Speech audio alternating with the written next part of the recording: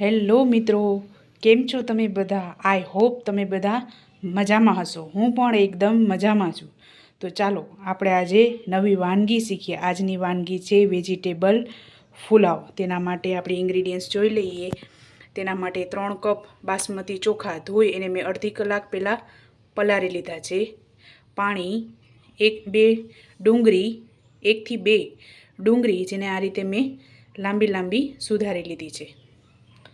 2 રીંગણા, પત્તાગોબી, ફણસી, લીલી ચોરી, 1 મોરું મરચું ને 1 લીલું કેપ્સિકમ લીધું છે.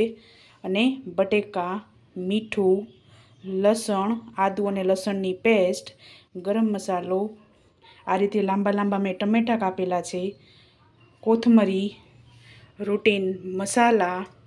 અને પુલાવ સાથે ખાઈ શકી તેના માટે આપણે એક રાયતું બનાવશું.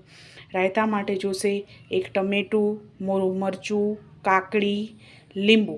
આમાં તમે ડુંગળી પણ નાખી શકો છો અને ઝીણી મિરચી, જો તીખું ખાતા હો તો તીખી મિરચી પણ નાખી શકો છો. અને રાયતા માટે દહીં. તો ચાલો આપણે વેજીટેબલ પુલાવ બનાવી લઈએ. તેના માટે મેં અહીંયા તેલ ગરમ મૂકી દીધું છે. મોટા 3 ચમચા તેલ લીધેલું છે. તો તેલ આપણું ગરમ થઈ ગયું છે. ત્યારબાદ આપણે એમાં જીરું નાખીશું. 1 ચમચી જીરું નાખીશું.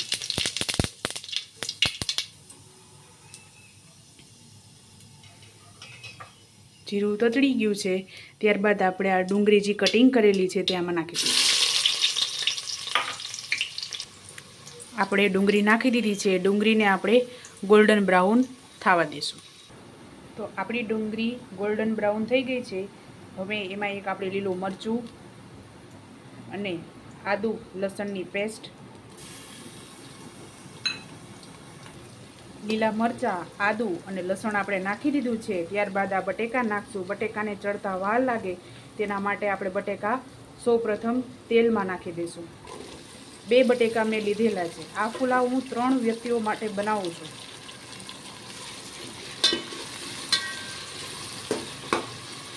થોડીક વાર બટેકાને ચડવા દઈશું.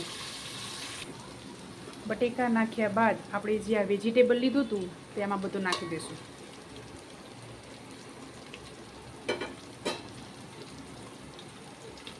અડધી ચમચી હળદર પાવડર,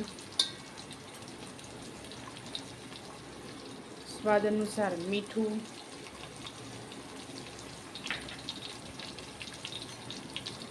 તેને આપણે ચલાવી દઈશું.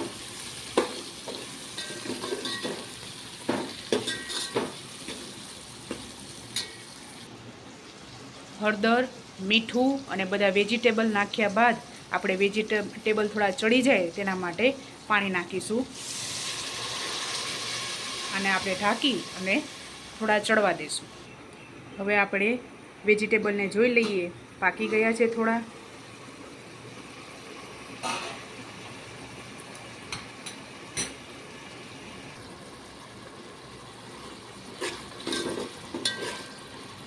આપણા વેજીટેબલ ચડી ગયા છે. હવે તેમાં 1 ટમેટું નાખીશું. ત્યારબાદ 3 ચમચી ધાણા જીરું પાવડર,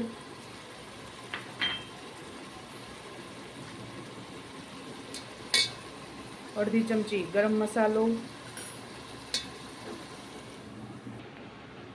આપણે આમાં મસાલા નાખી દીધા છે. મસાલા ચોટે નહીં તેના માટે 2 ટેબલ સ્પૂન પાણી નાખીશું. હવે તેને ઢાંકી અને આપણે એને ચડવા દઈશું. તો ચાલો હવે આપણે વેજીટેબલને જોઈ લઈએ.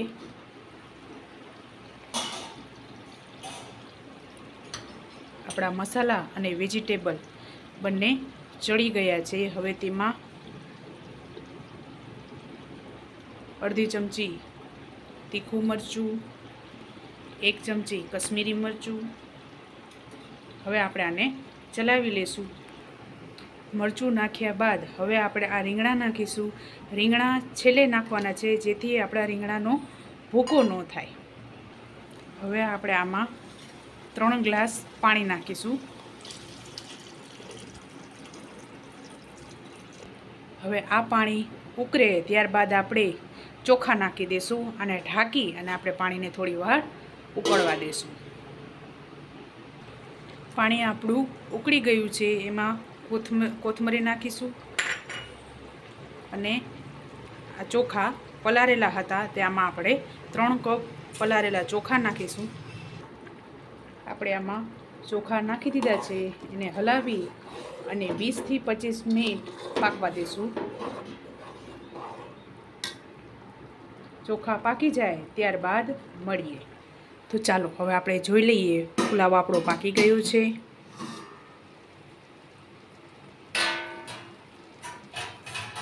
હા, આપણા પુલાવમાં થોડું પાણી છે, આને આપણે ધીમો ગેસ રાખી અને દમ ઉપર મૂકીશું.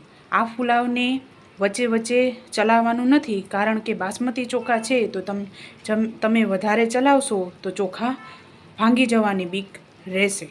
જ્યાં સુધી દમ થાય છે ત્યાં સુધી આપણે તેના માટે એક રાયતું બનાવી લઈએ.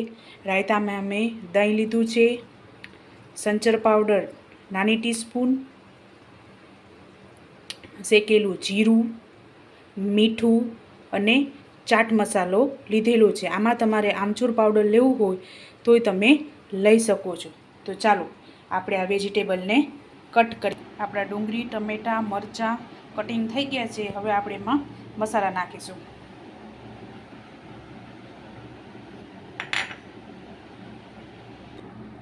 મસાલા નાખી અને આપણે ચલાવી દઈશું. હવે આ દહીં આમાં નાખી દઈશું. કોઈને કશ્મીરી મરચું નાખવું હોય તો આમાં નાખી શકો છો, પણ મેં લીલું મરચું નાખ્યું છે તેથી તીખાશ આમાં હશે. આપણું રાયતું તૈયાર થઈ ગયું છે. હવે આપણે જોઈ લઈએ કે આપણો પુલાવ તૈયાર થઈ ગયો છે. હા, તો આપણો પુલાવ પણ તૈયાર છે. તમે જોઈ શકો છો આપણે તેને બહુ ચલાવ્યું નથી, તેથી બાસમતીનો દાણો એકદમ આખો જ છે. તો ચાલો આપણું રાયતું પણ તૈયાર છે, પુલાવ પણ તૈયાર છે. તો ચાલો હવે આપણે આને સર્વ કરી લઈએ. તો ચાલો મિત્રો, આપણું વેજીટેબલ પુલાવ અને રાયતું તૈયાર છે. તો ચાલો મિત્રો, મારો વિડીયો આપને પસંદ આવ્યો હોય તો તેને લાઈક, શેર અને સબસ્ક્રાઈબ કરવાનું ભૂલતા નહીં. અને તમે પણ આ વેજીટેબલ પુલાવ બનાવજો અને મને યાદ કરજો. ચલો બાય, મળીએ નેક્સ્ટ વિડીયોમાં.